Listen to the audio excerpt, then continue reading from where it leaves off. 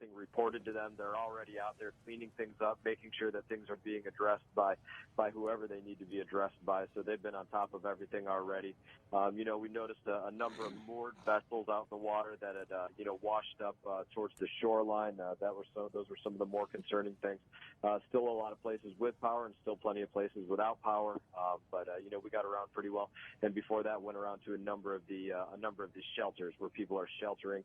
And that was a good deal of my night last night as well, going around to the various St. Lucie and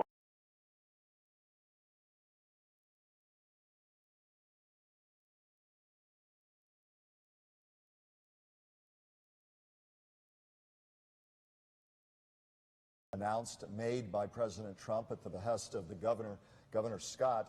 What will it mean in real terms, in terms of real dollars and real help, that you as our local representative, one of our local reps, can help speed real money to businesses, to homeowners, to others who will need help to get back on their feet?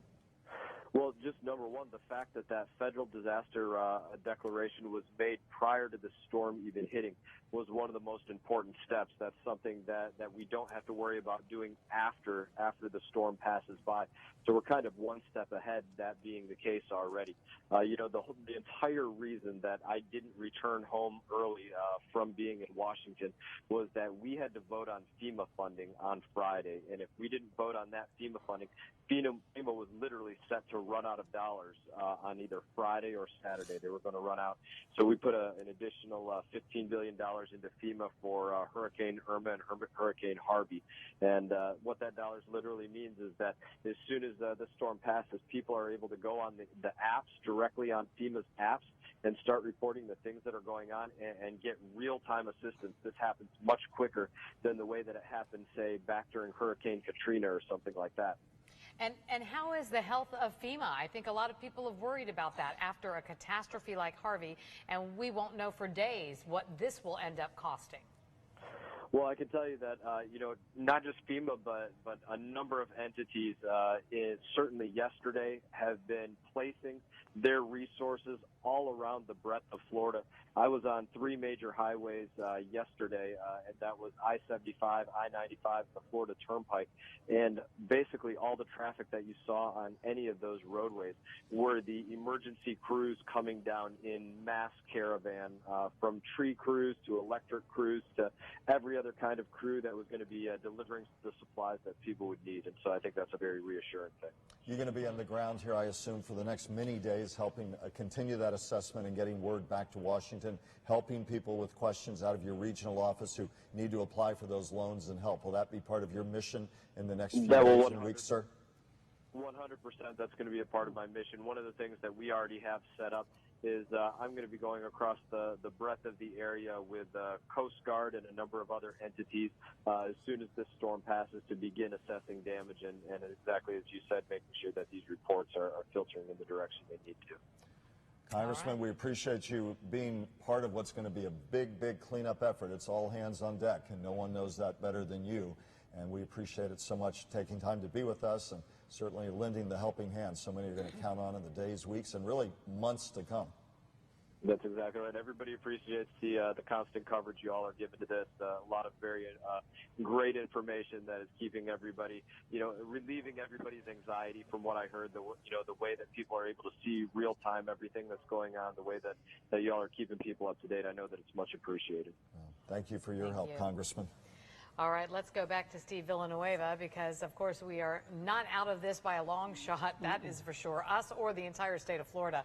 So Steve can continue to give us the latest on where it stands now. Well, that's funny that you say that because I was just looking at the satellite image and noticed the entire state of Florida. It's underneath this storm system, and this is such a big storm system, 500 miles across. At one point, it was the size of Texas, and Florida, at least the peninsula is about 130 miles across. So you can see that the storm system actually covers that and more. So this is just a huge storm system, and it stretches all the way up towards the north. Right now, you can see that eye right there near Fort Myers. Here's the latest as of 7 o'clock. Right now, producing winds of 110 miles per hour, so still a strong storm system. It's a Category 2, now really starting to move very quickly to the north at 14 miles per hour. Last night, it stalled across Cuba, moving at around 4 miles per hour. And when that started to happen, that's when we started to see those feeder bands coming into the area.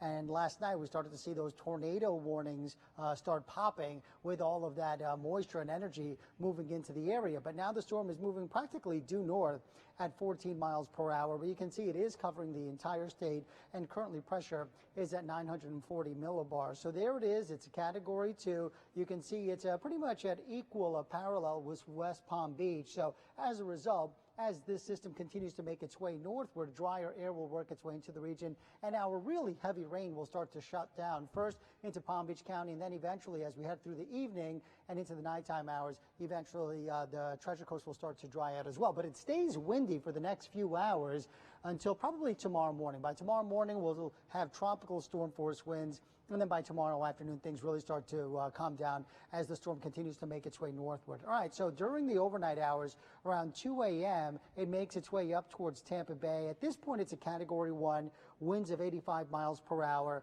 Orlando will also see some gusty winds as well. But probably around 60, 70 mile per hour winds now that the storm is on land and it's weakening. The winds will start to die down as well. And then eventually the storm system will make its way northward. This is Monday, 2 in the afternoon. Winds of 65 miles per hour as a tropical storm as it makes its way into Georgia. And then from there, it's just going to race on up towards Cincinnati, up towards Ohio. We'll see winds then down to about 25 miles per hour. So not much of a wind machine at this point, but it will produce some locally heavy rain as it continues to make its way northward. We still have a tornado watch in effect for the Treasure Coast. This does run through midnight. It was allowed to expire earlier for the Palm Beaches, even though we were getting tornado warnings. The National Weather Service did stop that tornado watch. As far as right now, there are no tornado warnings going on. We do have a couple of tornado warnings popping, though, well to the north of us. So for now, the storm system is moving away. We're starting to see drier air move on in, but still seeing very heavy rain along the Treasure Coast. Steve, thanks. And the wind will continue for quite a while. Oh, So yes, it will. Even when it gets a little drier, it's still not safe. It's still a big wind machine, so Yes. do not forget that. Right. All right. Well, Very good. Good point to salute our entire meteorology team who've kept all of you at home on top of it. And of course, you don't see, we're all peppering them with questions on air and off, and they've been such gentlemen and pros. And our morning team, Felicia, Glenn, just outstanding work. Well, and I think that what Congressman Mass said just a moment ago is, honestly, it sounds kind of cliche, but information is power. You can, feel a little calmer. You can feel a little more in control of an uncontrollable situation, and so we do thank them so much. Wanted to mention real quickly schools. As you all know, that schools in Palm Beach County, Martin, St. Lucie, and Indian River are all closed through at least Tuesday.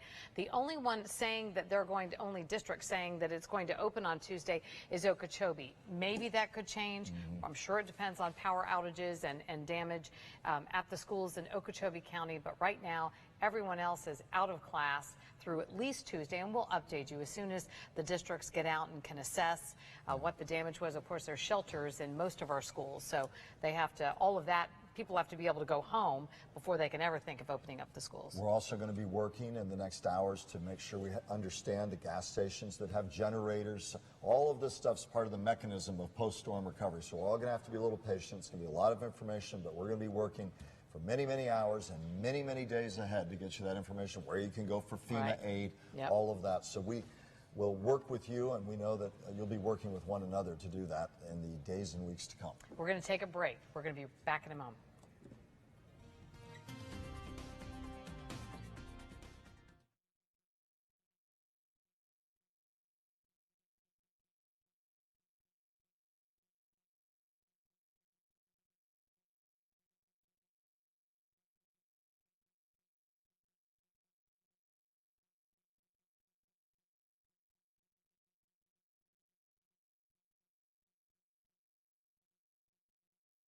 Bill, I know we have some Wellington, pictures and of Wellington that has had some location. pretty strong winds. Lori, I know I've heard from a friend out there, some big pines have gone down in the Pinewood area near Forest Hill Boulevard. Talk about some video you took and what you've been through today. Hi, how are y'all doing tonight? Good, thank you. Doing Thanks well, for joining us. We hope you're well as well. Yeah. I am. I'm actually thankful that we didn't get what we thought we were going to get. I do live in a wood frame home, and I was very concerned but it has been scary for sure. A lot of wind, a lot of rain. The rain has let up now. The wind seems to be changing the direction a little bit. I see more of it coming to the backyard where my pool screen is now being destroyed. But more of it was in the front part of the house. My house faces north. That would make sense, and we'll talk to our weather people, but as the storm moves, the shift and where you'll feel the impact of the winds also is felt. You talked about damage, your pool screen. I think we're going to see a lot of that. I just saw something flying in the video you sent in. What else are you seeing, both for your home and the general area? From your perch, yes, from your safe perch, we might add at your home. Don't venture out. Yes, sir. No, sir. I'm under my front porch, and I also sitting in the back of my Hummer with the gate up, and I can film safely from there. But a lot of trees, obviously, a lot of trees snapping. That's mostly landscaping just being destroyed. And Lori, have you gone through other hurricanes before? Have you lived here for a while? Yes, ma'am. I've lived in all over Florida the last 25 years. But down here in Wellington, in this home, I've lived for about 15 years. So I went through, Francis, Jean, Wilma, and this is definitely a different kind of storm. But I was more concerned about this one when we first thought where it was going to come directly here. Now I'm sorry for the West Coast, of course, but I thank God that it didn't come here because I am a wood frame house. Really the only one on my street, so it was kind of scary. Oh, absolutely. And the sounds, people a lot of times when they're writing these out in a home talk about the sounds that they're hearing, and sometimes when you're boarded up you can't see anything. Yeah, the creaks and the howl and all of that, it can be disconcerting to say the least. Talk about how long you've been without power. We still have power. Wow. Oh, good for you. Okay. I know. Well, you just won the lottery. I know. I mean, I'm shocked. We always lose power, so I shouldn't have said that because that. We'll go out in 5 minutes. Right. Are you underground lines feeding? Is that a pole I see? Or what are you above? Well, no, you'd have to be below ground. I would imagine. Tell me about how the power flows into that neighborhood. I don't see any issues with power here. Of course, I'm not walking around my neighborhood. I'm outside in the front yard. You're underground lines, I assume? No. Well, yes, they are. Yes, they are underground. I'm sorry. Yes, they are. But I remember during the other previous storms, I could stand out the back on my deck and watch transformers blow up in the distance, and I haven't seen anything like that. That's good news. Good news. All right. Well, Lori, we wish you the best of luck, and thanks for sending in some video and letting us know. Which part of Wellington are you in? Where exactly are you located? I'm in Sugar Pond Manor, which is near Greenview Shores and Wellington Trace. And again, to the degree you can see it, pool screen, which is a big deal, I know. I don't want to discount that. But you don't see any major structural damage to homes themselves in the view that you have. No, sir. And I haven't seen any roof issues. I'm actually standing out front now. There's some serious feeder bands coming through right now. Really strong wind. But I expect the rest of my screens to come down. I don't know if the whole screen lanai will come down. It has before in the other previous storms, but I'm expecting the worst. But that's nothing. That's really nothing compared to what it could have been. Oh. Well, yes, ma'am. Exactly. Laurie Horan, we're so glad that you're doing well, and thank you for bringing a bird's eye view out in that part of Wellington. We greatly appreciate it. Stay home and be safe. Thank you so much. You all too. Good luck. Thank you. Police and fire rescue personnel have been working to evacuate dozens of residents from the Stony Brook apartments, and News Channel 5's Michelle Casada is reporting right now from Riviera Beach. About 30 people here living in Stony Brook apartments in Riviera Beach have been evacuated in these military-style SWAT vehicles. The Palm Beach County Sheriff's Office and the Riviera Beach Police Department are working together to get these families evacuated to a shelter in Palm Beach Gardens. Now, this all because there was some roof damage to units here in Stony Brook apartments. You can see a lot of that debris coming off of the roofs. You see a lot of tilings, shingles around the ground here, and that caused some water damage inside the apartments, which then led to electrical damage and a fire that ended up damaging several apartments in Stony Brook. Right now, we don't have a number of how many units were affected, but the police chief tells me that he is going door to door to check on other residents. The fire department is now doing a door-by-door search or contact here at the complex to see if there are any other families that need to be relocated. So we're confident that the families are safe, that the fire is no longer a threat, that there has been some weather damage and some roofs that have been compromised, and those apartments have been evacuated. Stony Brook management has been responsive also. So again, they're just checking with other residents here to make sure their units were not impacted by this fire.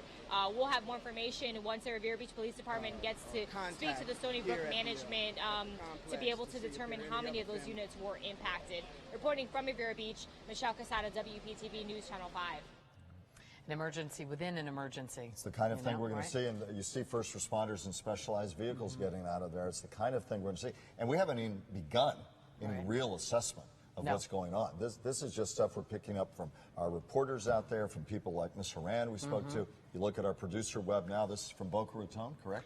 That's right. Yep, not sure exactly what area, if they can tell us, but a large tree down, and we're hearing this from really every part of our viewing area is reporting that definitely the wind took a toll on trees big and small, and this looks like a pretty big one. Can't tell if that's an oak tree. I don't know. Is that an oak? I can't tell. It's hard to tell from this angle. And we know we're staring at. We know some of you are listening to us with radio coverage, but down trees everywhere, and it's what first responders have said. There's no sense even trying to get out. It's going to be dangerous. Roads impassable, but it'll get cleared up more quickly if we let the professionals get to it. And so, for those of you listening on watching on Facebook Live and at WPTV.com, continue to bring you that. But it's just a community-wide mess right now, but one that we're just going to have to roll up our sleeves and start managing pretty quickly. Exactly. Let's head down to Miami right now. We have some live pictures to show you, and we'll try to describe them for you.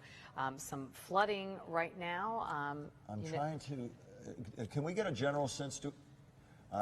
I don't have a general. West 92072, do you know where that is? Yeah, I'm trying to figure out exactly where that is. But I can tell you this generally. There'd been a lot of concerns in downtown Miami, along Brickell, been huge concerns. Miami Beach, huge concerns as well. And if they pull out, I'm trying to get a little better sense of where that is. If they would zoom in there, I'm trying to get a better understanding of that. But certainly the downtown area, and it looks like we are looking at more of the midtown or downtown corridor because I'm looking at the heights of the buildings. So we're either midtown to downtown as best I can tell in Miami. And I know that downtown Miami had significant flooding issues. So did the Brickell corridor just south of downtown Miami, the business district. There are areas that can be prone to flooding, and this, of course, was a storm of such ferocity that it's really created huge problems. Also out on Miami Beach as well. So the whole Brickell, downtown Miami, parts of Miami Beach. And as a friend of mine said, imagine had the full impact of this storm come up Biscayne Bay, we'd be dealing. In fact, this looks like, I believe this is the Brickell area. I do know that area. This appears to me to be the Brickell area just south of downtown Miami, as best I can tell. But those regions hammered very hard, and they're going to be dealing with these kind of issues as we continue to take another turn up here. A lot of condominiums, a lot of office development there. They historically have problems. There have been a lot of complaints about the problems as well. Of course, keeping in mind that, like so many areas, much of downtown Miami's came up out of the ground from dredge years ago. So it's already low lying, and now you have these tremendous problems as I believe we're beginning to look north toward downtown from the Brickell area as best I can tell. So lots of headaches to clean up down there for many, many days to come. I had heard also that there was a construction crane that collapsed on a new building in, I didn't specify which part of Miami, but that was a concern pre-storm. It was. Downtown Miami dotted with construction cranes. It was a huge concern. They had warned people living near construction cranes to get away. And so, get away from the cranes. There was some debate in West Palm Beach. They said they were unlocking them so they could swing freely, and some debate about the safety of all of that. But again, in downtown Miami, dotted with construction cranes, especially in the Midtown area where a lot of condos being built as we move up the roadway here. And again, I believe we're moving north on Brickell downtown. So still some power. Oh, yeah. Some areas, yeah. For sure. So you see splashes of power as the camera on this NBC6 truck moves. The bridge, the Miami River's just ahead. So if they were to go over that, you'd see the Miami River running east and west, and now they're pulling off that area and perhaps going back around or moving west on Brickell. But again, it's the kind of problems, be it downtown Miami, be it Brickell, be it our area, the amount of flooding, the amount of street flooding, the surge they had, even though they didn't get what they could have, is going to make for tough conditions for many days to come. All right, now up to the Jupiter area. We're going to go, this is near Roger Dean Stadium. A little tough to see, but again, we're talking about these winds that just came in and just trees couldn't take it. So there was a lot of tree damage, we understand, right outside Roger Dean Stadium. That's in the Jupiter area, right off Donald Ross Road, and doesn't look to be any flooding or anything like that in this area, but they are reporting that they've had some tree damage there. Also, the rain, it's good to see that it's at least lightening up and is just, especially even looking at the radar, you can tell that some of those heavy bands, there's some offshore right now, but except for the Vero, Fort Pierce area and up there on the extreme northern part of our Treasure Coast, it looks like it's kind of starting to slow down a little for people. But hours left, though, as Steve and his team have told us. And it doesn't mean the wind's slowing down. Oh, no. You're going to have winds, and you're still going to have gusts. We've got rain. We've got damage. We've got all the ingredients that should make you, and I know most of you are following this advice, stay indoors not only today, but at least through tomorrow as well. And again, cannot emphasize that enough. We can't, on the one hand, in the coming days, complain things aren't happening fast enough if we decide to get out and clog the very roadways that emergency responders need. So I know I've sounded like a bit of a broken record, but you'll find the biggest frustrations often happen in that post-storm environment. People are going to want to get home who left. Imagine the logjam that's going to be. People are going to want to move across the state with emergency crews. People here, understandably, I feel the same way. Every time my wife calls, I'm like, the house, the car, but we'll deal with it. So we all get it. We're all dealing with the same things. But the best thing we can do is sit tight, and then it'll be expedited. But we certainly feel your understandable anxiety because we've all had it. But and I'll empathize for each and every one of you. Some of our Facebook friends have been talking to us, but we'll get through it together. Okay, this right now, or we're Miami this again. Is still in Miami, Yep. And of course, and we're trying to get live cameras in our area too. But again, you're seeing the stoplights. This is a perfect example. We've got this all over our area as well. So you're going to be at a lot of four-way stops in the coming days as traffic lights all over our area. This happens to be Miami, but it might as well be a big stretch of our own area.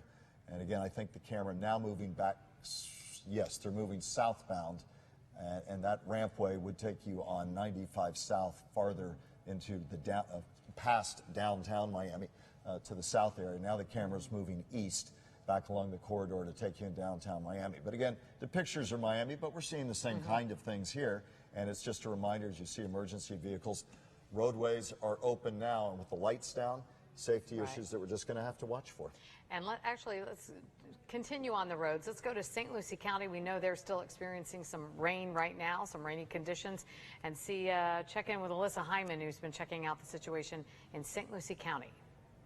We are here in St. Lucie County. We are now officially in Port St. Lucie. We were driving from Fort Pierce to Port St. Lucie to take shelter. Obviously, those tornado warnings going off every other minute. Everybody needing to take shelter at this point because the conditions out here continuing to deteriorate. We're driving along US 1.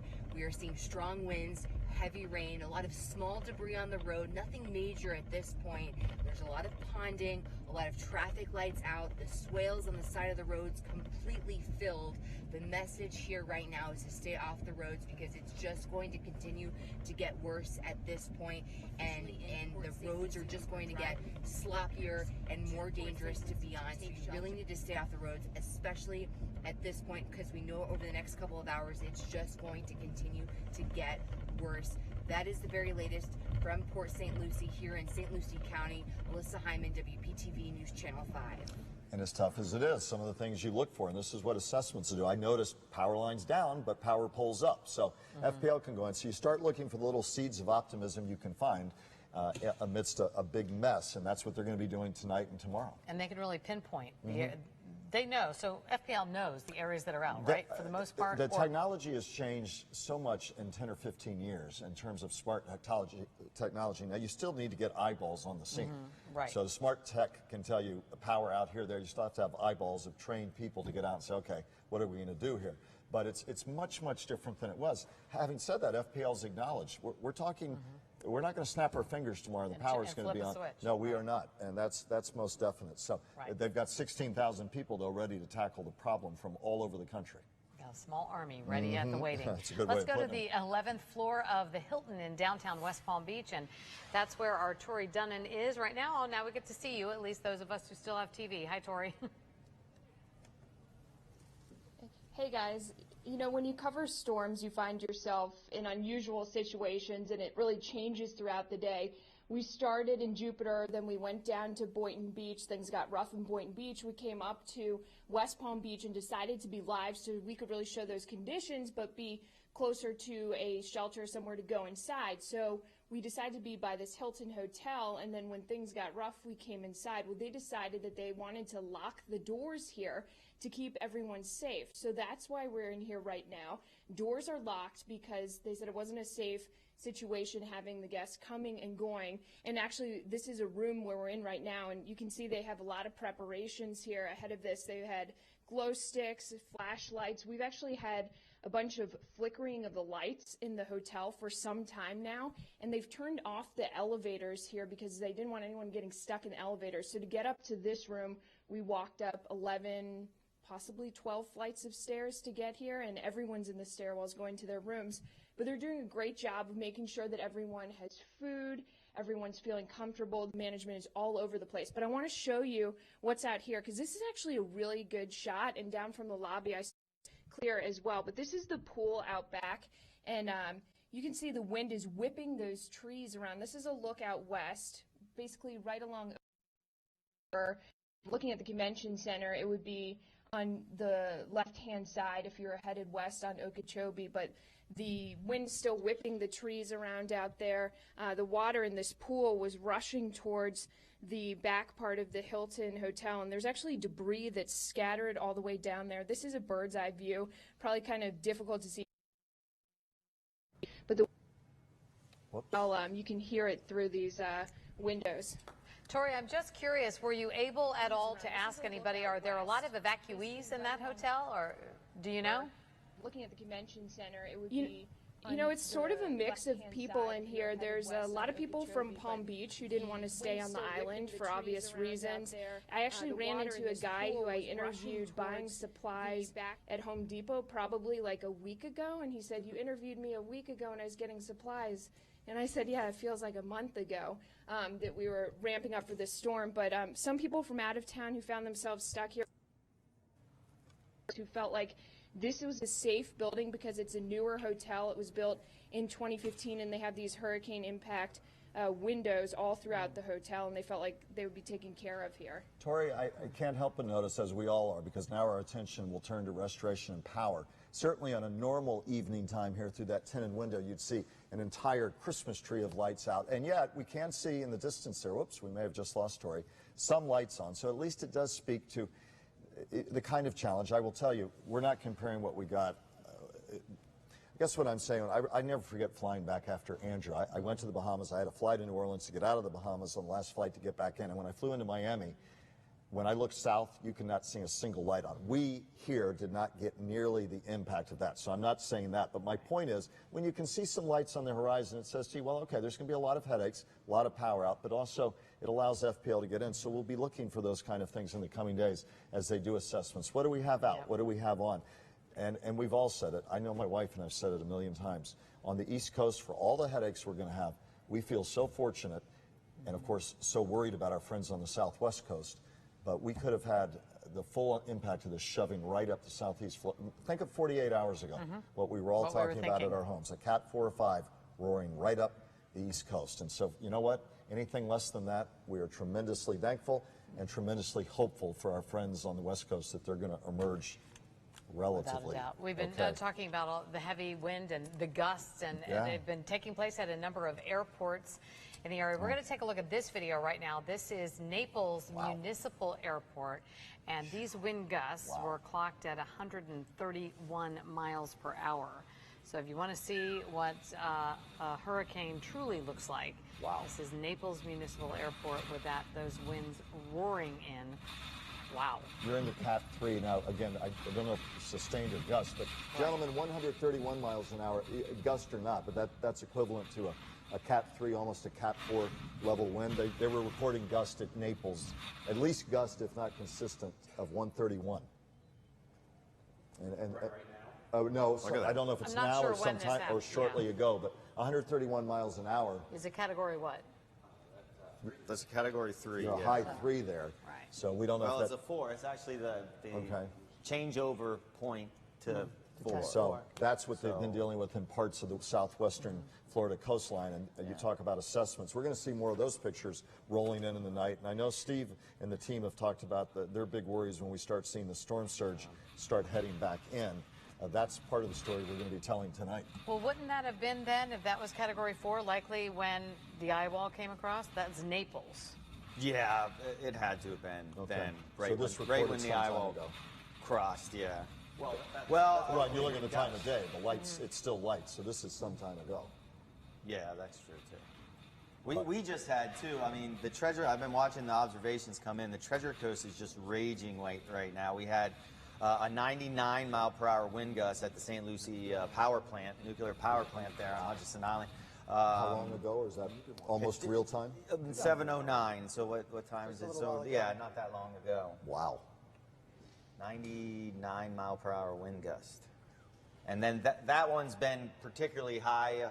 I'm not sure the elevation of the sensor, if it's on the top of the stacks, well then that's a different story, because obviously way up there is going to be a little bit stronger. But nonetheless, that's very impressive. We just had, even still in PBIA, we're seeing the upper 60s or so wind gusts in, 69, 68 miles per hour. So, and 90 for Fort Pierce. Yeah, so even if the rain is tapering off, like Kelly said, doesn't mean the wind is. You know, you may not have as much rain, but that wind is going to continue to be very, very gusty. So keep in mind, 15 inches of rain on the ground, ground is saturated, strong winds. It's obvious, but you all are the experts, and sum that up in your safety message to viewers who are tempted, perhaps in some cases, to say, let me poke my head outside. Your safety message tonight to our viewers on the back end of this very nasty storm. Yeah, just wait till tomorrow. I mean, it's still going to be gusty tomorrow, but it's not going to be as bad. We'll start to taper down on those winds overnight. And then by tomorrow, yes, still breezy, maybe even tropical storm gusts tomorrow, but for the most part, it will be noticeably different. And the sun may even come out, too. Looks like we're about even with, about even with West Palm right now in latitude. The core of what's the eye, the center of the storm is about even with West Palm. And we had a Lori Horan. So this is the closest it's going to get to West Palm. A lady in Wellington told us her home's facing north. She said she could feel the winds beginning to shift to the other part of the house. That's all very typical as the wind direction will change. And she was describing that to us. Talk about that. Started off hard east is what we had, and even northeast really yesterday, coming in straight off the ocean. But now that the storm is even with us, we switched more out of the south and south-southeast. For West Palm southward, it's going to be more straight out of the south. The Treasure Coast is still a little bit south-southeast too, and that was really our strongest winds, which we were talking about just a couple of days ago when we went through the animation. Where are the strongest winds going to come from? And I was saying it's pretty much going to be the southeast, and that's what we've had for sure. Right. May we ask, a few hours ago we were talking nonstop about tornado warnings. I'm hopeful because we haven't heard as much that we may still get them, but that we've seen a noticeable decrease, very noticeable in the number. The big fetch of moisture is now starting to push into the Orlando area, so that's where you're going to start to see tornado warnings issued if they happen. So you can see the big fetch just offshore, and it's pushing. It's still clipping the central, the Treasure Coast, but most of it's heading up towards the Orlando area. So that's where we're probably going to see most of that energy head. But our team will alert you. Our team jumps in the second there's any such alerts. So believe us, we're not letting our guard down. If we hear anything, the guys, our entire team will be there right away to let you know. Keep those safe rooms nearby. And I know a lot of your people mind and hearts. Evacuated to Orlando, and we've been watching here now. It's just kind of the outer fringe is getting into Orlando already, and we've already seen 70+ mile-per-hour wind gusts going into Orlando, and the storm is still pretty far away, and it's going to pass very close to Orlando. So right now it's 130 miles away, and they're getting near hurricane force wind gusts in Orlando. Now I can worry about my family in Orlando. Yeah, exactly. Sorry about that. No. It's just all of us. It's hard to escape the danger in Florida. Exactly. It's just that big. We all have loved ones all over the state, and so now Orlando, and then so believe me, it's not me, it's all of us. Yeah. All right. We'll get back with you guys in just a moment. We're going to take a break right now, and we'll be back and give you an update on the current conditions.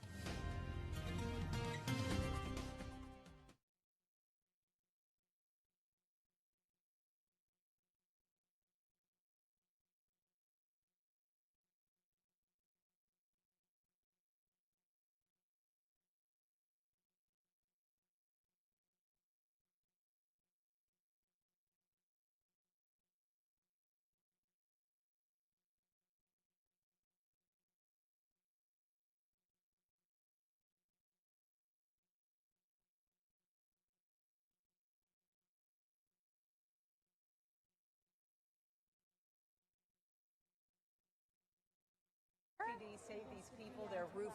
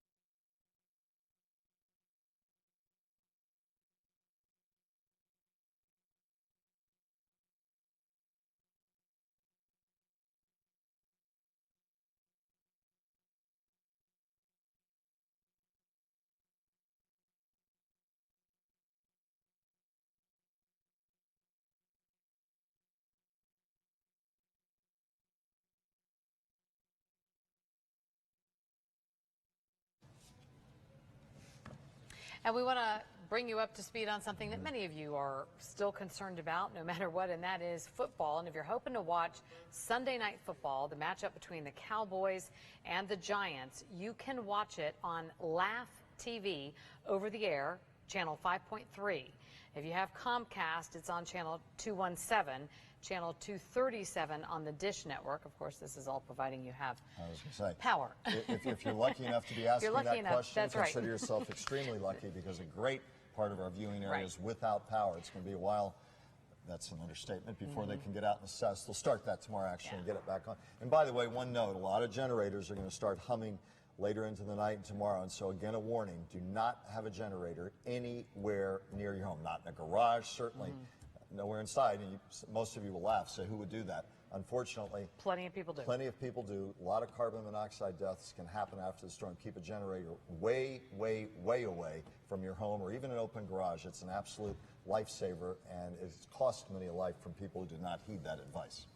Let's kick it over to Steve Weigel now. Steve, it looks, looks a lot better for our part of Palm Beach County and starting up into the Treasure Coast. Yes, gradual though. Gradual. And cautiously optimistic, because we just had in the last hour or two, actually at a little after 7 o'clock, we had almost 100-mile-an-hour wind at the St. Lucie County, the nuclear power plant on Hutchinson Island. That is a really incredible wind. Now that's all part of that band that worked through Hutchinson Island and is working through the Treasure Coast right now. There's still the chance for some very strong winds for Vero and Sebastian as the last of that pulls off to the north. And James is going to operate the Viper. And can we start around Vero, because there's still that big band, and that's the one that fired up that strong wind. Yeah, and you see the flood warning there too in green. That's the flood warning stretching down into Vero. Okay, and so these are just training storms. The one saving grace here is that this is all lifting north. It's started in Palm Beach County. This feeder band is now working its way through Vero, and the back edge is starting to show up just to the south of Vero, coming up 95 and US 1, and then eventually in the next hour or two it'll be out past Sebastian, and there's lots of dry air in behind that. And if you show the wider view all the way down through the rest of the Treasure Coast and into Palm Beach County, you can see that a lot of the big rains have moved away, and that massive feeder band is now off the coastline, but there's still some rain here and there working in Palm Beach County, and the concern may be that some of these bands here would eventually make it over to the East Coast. So this eye here is headed toward Tampa. It's got pretty good timing, because it's now over Fort Myers. It was expected to be there about 8 o'clock, and we're looking at about 2 a.m.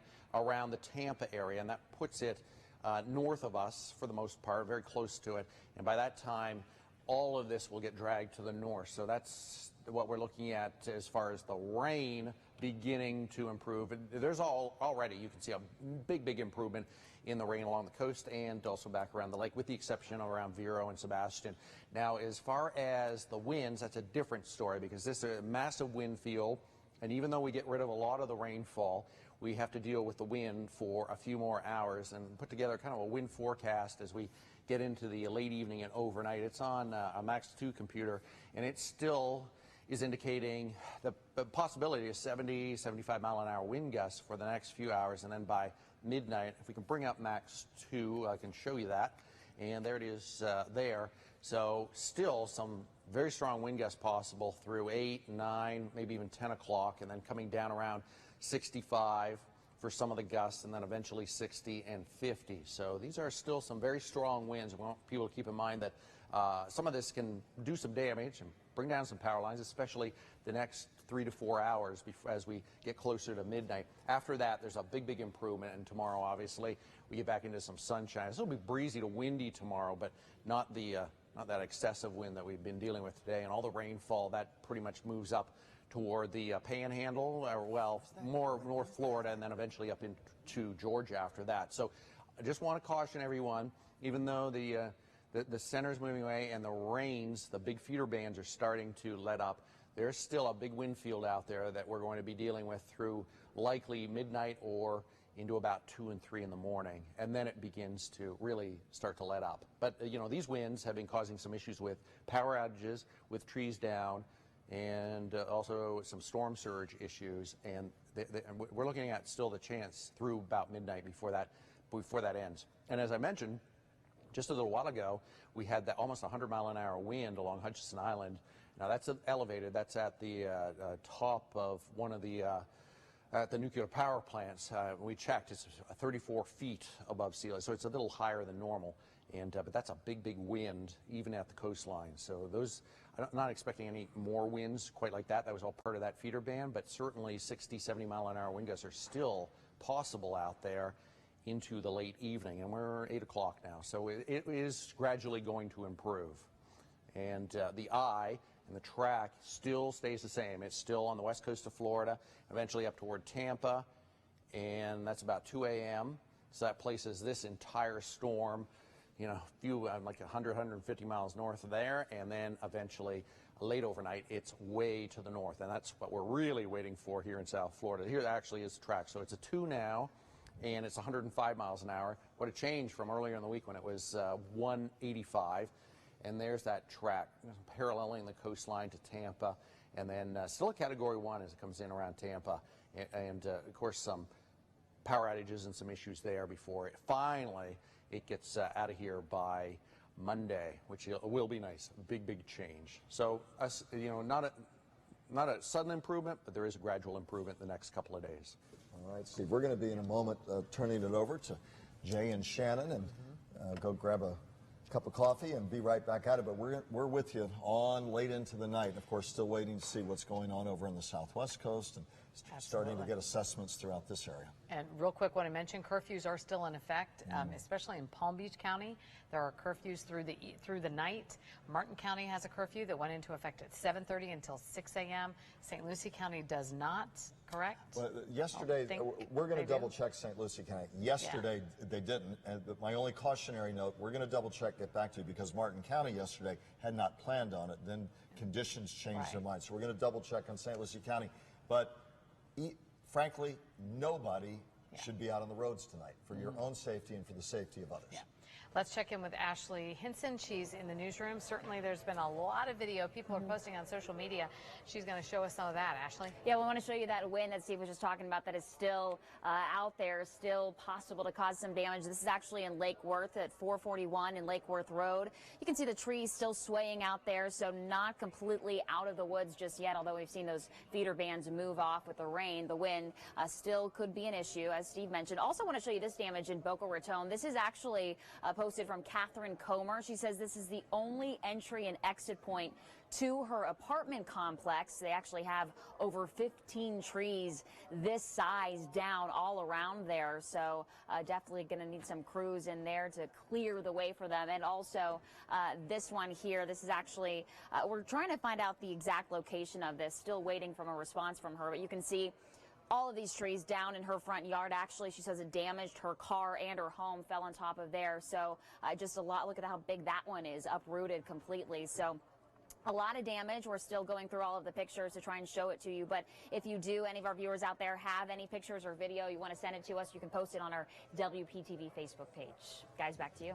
All right, Ashley, thanks so Thank you. much. We'll be back in a couple of hours with more of our coverage, but Jay and Shannon will be taking over next. And stay tuned for more continuing coverage of Hurricane Irma on WPTV News Channel 5.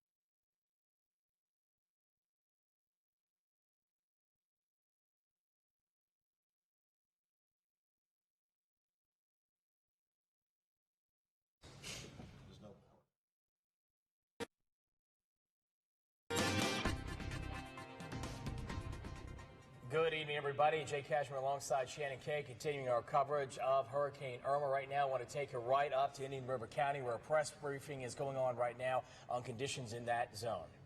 Nearly half of the state of Florida is without power.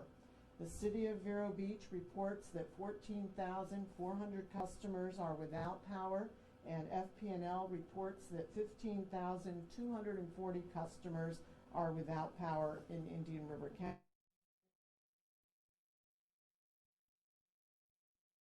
On power restoration as soon as it's safe to do so. To report power outages, City of Vero Beach customers are asked to call 978-5000. Again, that number is 978-5000. FP&L customers need to call 1-800-4-OUTAGE. Again, that number is 1-800-4-OUTAGE. Looking ahead, we want you to know that we do not want to keep you away from your homes any longer than we have to. We want you to know that as soon as daybreak arrives, we're going to have crews out there.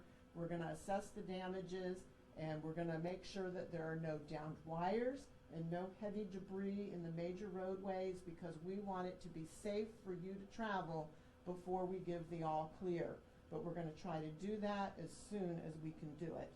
And Irma has left a trail of destruction in the Caribbean, Florida Keys, Southwest Florida, and we are thinking very deeply about all of those folks because devastation for sure. Thank you.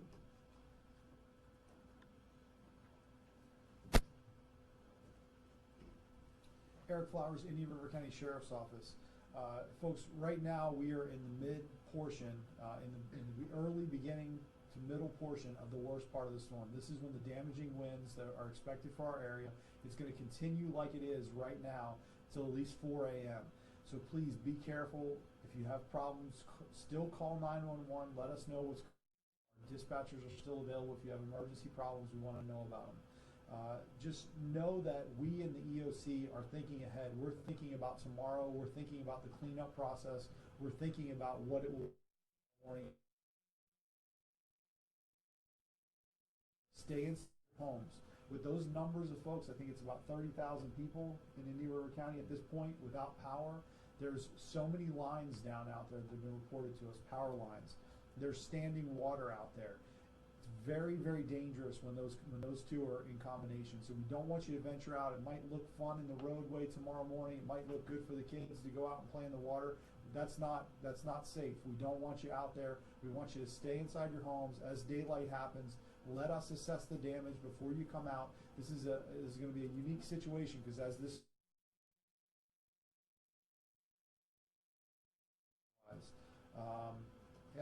as we turn into that next step, we will remind you that as we do give the all clear for you to go back out and travel, all intersections will be treated as a four-way stop. If the lights aren't working at that intersection, be safe out there. Make sure you're buckled in, you got your seatbelt on, no texting and driving. Be very safe out there while you're out and about, and we'll make sure that we get through this together. So we're in the middle of it right now. We're going to get through this. Everybody just hunker down right now, wait for it, and when we give you the all clear, that's when we need you to go out. So just be patient with us. Give us time to clean up when we get out there. Thank you.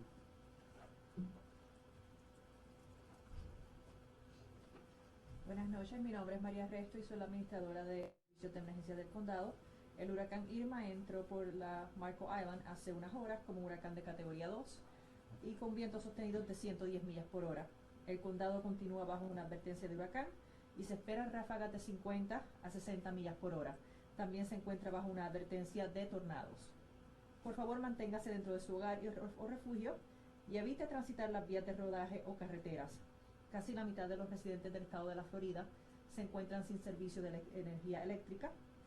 La ciudad de Vero Beach ha reportado 5.400 residentes sin servicio eléctrico y el Florida Power and Light ha reportado unos 9.100 residentes sin servicio. Para reportar apagones, los residentes de la ciudad de Vero Beach pueden llamar al 772-978-5000 y los clientes de Florida Power and Light pueden llamar al 1-800-468-8243. You've been listening to officials in Indian River County assessing the situation at this hour, at this 8 o'clock hour, as we still have a massive category for a hurricane making its way through right now, still impacting us in the greatest way. We don't want to say we're nowhere near the all clear right now. In fact, we still have sustained winds out there, damaging winds out there, and that's really the message right now. We're still enduring a lot of issues outside and extensive damage outside as well, so we want to make sure we keep everything in check right now. Officials up in Indian River County really talking about a lot of the power outages right now, up to 16,000 people in Indian River County without power, and that's what they want to do tonight, really keep everybody in place, keep the curfews in effect, and then in the morning really go out and assess damage before they give the all clear. They're in essence saying we don't want to keep you from your homes, but that's why we're keeping the curfews in place. We were just chatting with Steve as we switched out with Kelly and Michael, and we said, hey, are we out of the woods? He said, not even close, right, Steve? Yeah, exactly, especially Treasure Coast, where some of the strongest winds have been reported in the last hour to hour and a half. Palm Beach County, I think we've peaked at our winds, or very close to it, and it'll be a slow, very, very slow trend to lower wind gusts through the rest of the evening and overnight. So, yeah, we're such a large viewing area, too. We're talking, like, you know, Boca to Vero and Sebastian is a long, long distance, and this hurricane is a slow mover as now it's over Fort Myers, and it's still a Category 2. 105-mile-an-hour winds. This is the 8 p.m. intermediate advisory, moving north at 14. That's nice to see. So that forward speed is actually picking up, and it'll increase later tonight, too. So it's headed toward Tampa, and that's about 2 a.m., and then it's up eventually as a tropical storm still working in around Atlanta, and then after that it's of course heading up to, well, eventually up into the northeast. Now here's a look at the latest radar with Live Vapor 5 Max, and the heaviest bands are now way off the coast, but we still have trailing rains, and there's the eye of the storm right there as it works through the Fort Myers area. And this big band right here fired up a 99-mile-an-hour wind gust at the power plant in the last hour, about exactly an hour ago, actually. And now that is working from Vero in towards Sebastian. It'll be out of the viewing area at the time. We also had almost a 60-mile-an-hour wind in Okeechobee in the last hour, too. Actually, in the last half hour.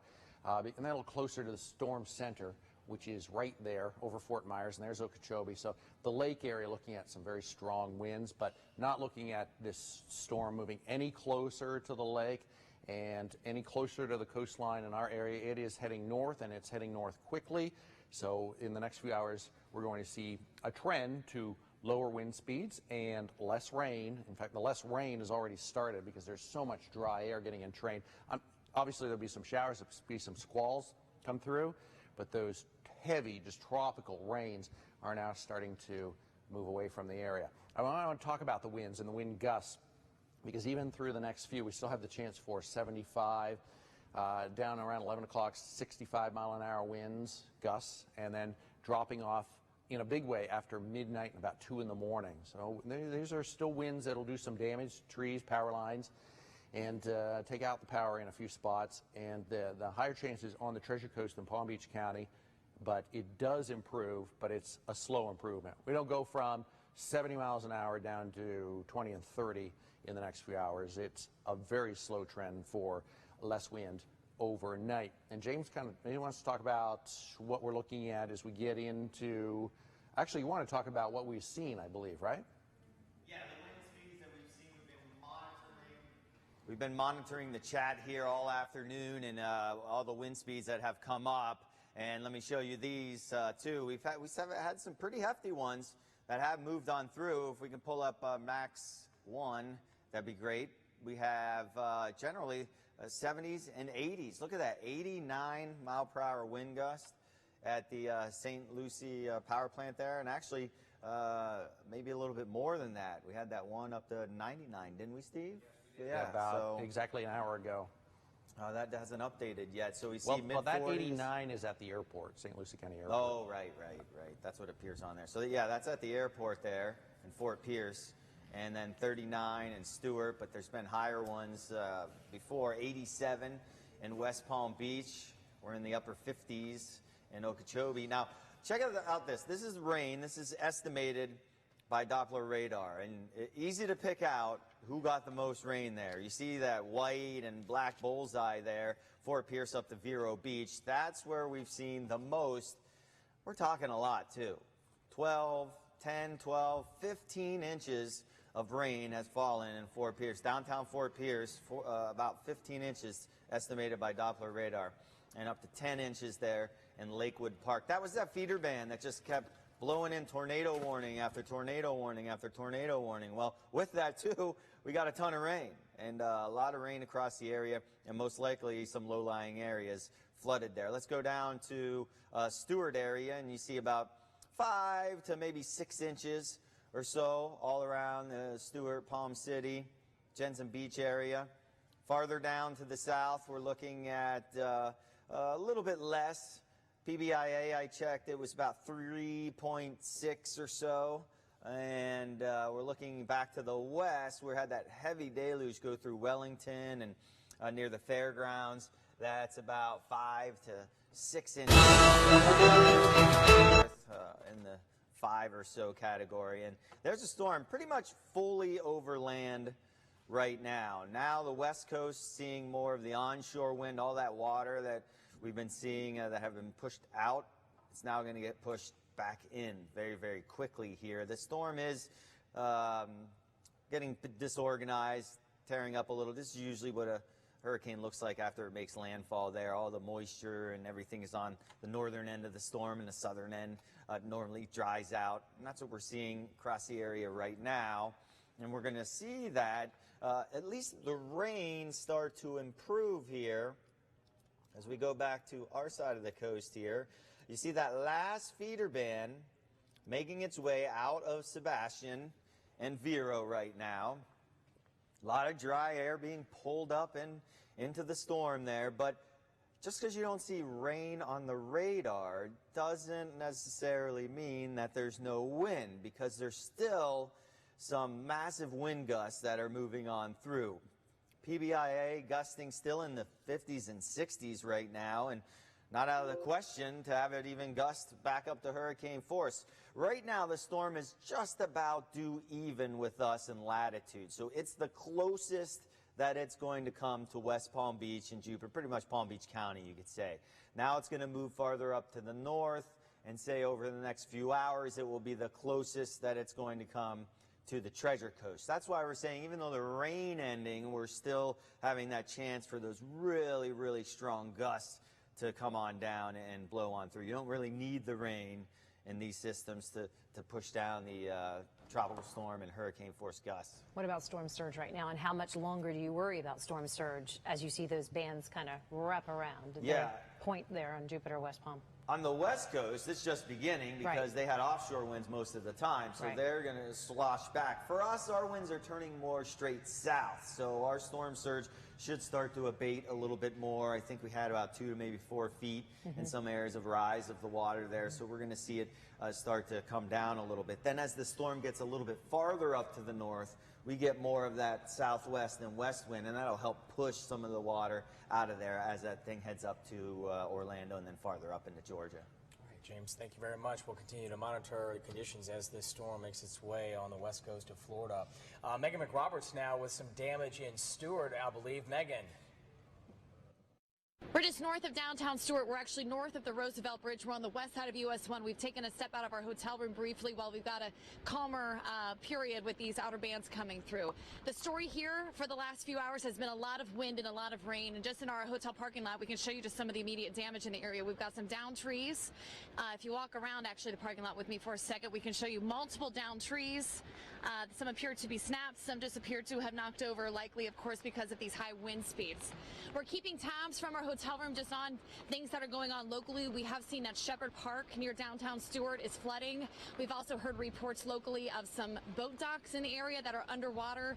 We've heard there's also cases where some boats may have been tied to some boat docks that are right now being overtaken by water. So again, just take a look. The wind and the rain, again, the big story here right now in Stewart as these bands continue to come through our area. We are seeing some wet roads from where our hotel is, and certainly the people that we've spoken with that are here staying with us, everyone is well aware that we are only looking at the conditions to get a little worse for a little while. So everyone is bracing, they're hunkering down in place, and we're all just keeping an eye on the conditions here. We're going to keep you posted. That's the latest here in Stewart. I'm Megan McRoberts, WPTV News Channel 5. So as the sun begins to set and some parts of our viewing area begin to see, and we're in the early stages of beginning to see the back end of all of this, this is what we're going to see.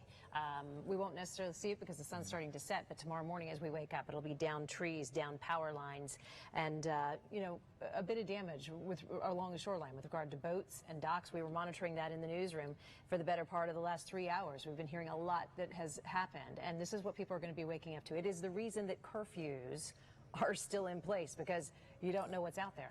Tanya Rogers in the newsroom with more on that. And definitely that's the reason for the curfews, because authorities want to be able to have a time to be able to go out there and to assess what damage is out there to make sure that all the roadways are passable. So to let you know that the city of West Palm Beach has Hurricane Irma. This is advisory number 10. It says curfew will remain in effect until further notice. Then we have Palm Beach County. Mandatory curfew is still in effect as well for Palm Beach County. Now, to give you an update for Martin County says their curfew is until 6 a.m., but that could be extended. So we may have another update for you tonight. And then St. Lucie County, there is no curfew. So make sure that if you're in Palm Beach County, though, that curfew does remain in effect. But as soon as that changes, we will let you know. Back to you in the studio.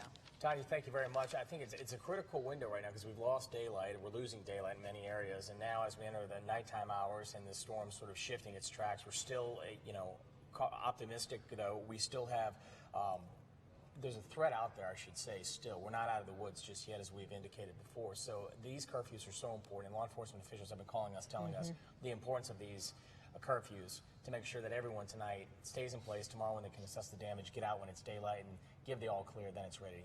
They're ready to go. And Steve Weigel said, like you just said, we're not out of the woods yet. And in fact, conditions are starting to worsen at the moment in Port St. Lucie. It's been bad there a whole day, quite frankly. But they're apparently starting to worsen. That's where we find live right now. News Channel 5's Alyssa Hyman to check in with us. Alyssa, how are you doing?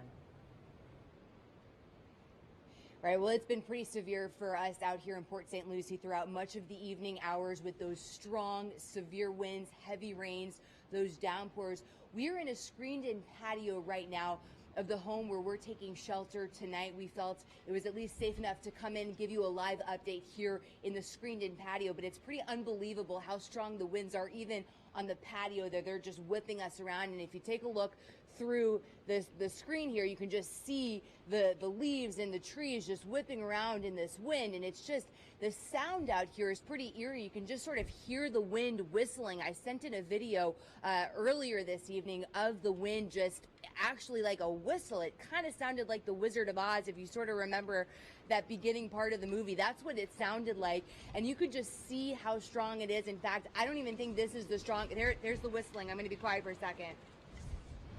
I don't know if you guys can hear that, but that's just insane and very eerie sounding here. But again, this is Port St. Lucie. This is where we are right now. We're going to hunker down tonight.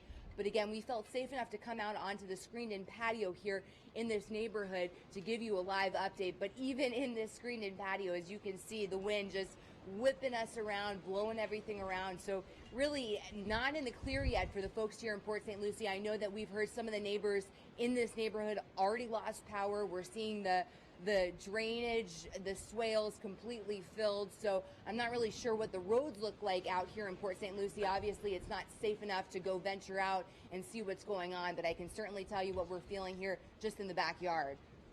Alyssa, you were just talking about some of the conditions out there. Were you able to assess some of the conditions in and around the area to an extensive degree before the sun set to give us an idea more of what residents there in Port St. Lucie are going to see when they wake up in the morning?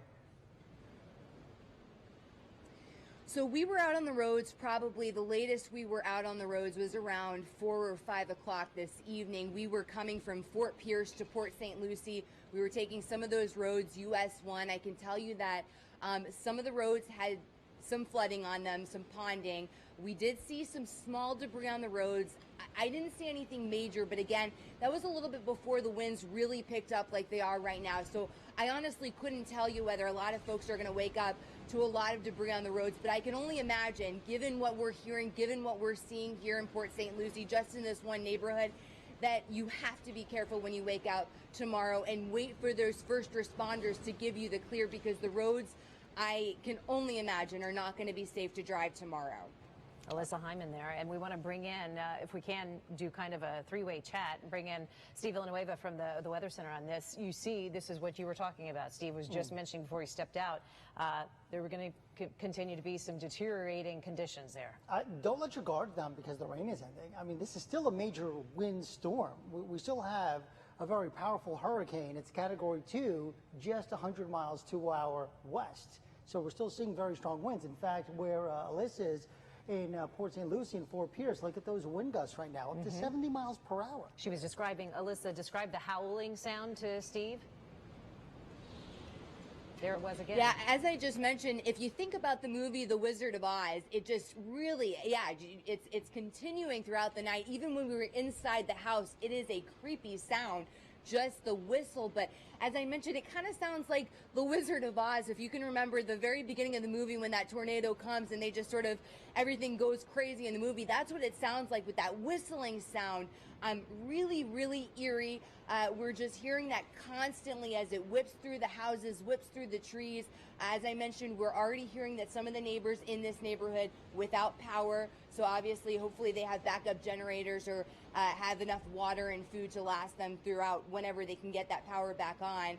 But again, we're in a screened-in patio, and we're still feeling some really strong winds, even with a little bit of a barrier here. So it's still pretty severe out here, and I really caution people not to go outside until you hear from your first responders that it's safe to do so.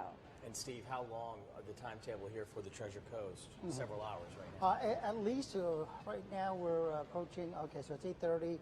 Through midnight, we'll continue to see really strong winds. And then after that, they're slowly going to come down. And I don't mean completely end. We're saying they're going to go from gusts of hurricane force winds, because that's what we're seeing right now, wind gusts of 70 miles per hour. And as we head into the morning hours, we'll have gusts of about 30 to 40 miles per hour. And then by tomorrow afternoon, down to about 15, 20 miles per hour. So it will continue to be very windy right on through the overnight hours. Because as we head towards, it's 8 o'clock now, by midnight, the storm system, 2 in the morning, it should be near Tampa. By that point,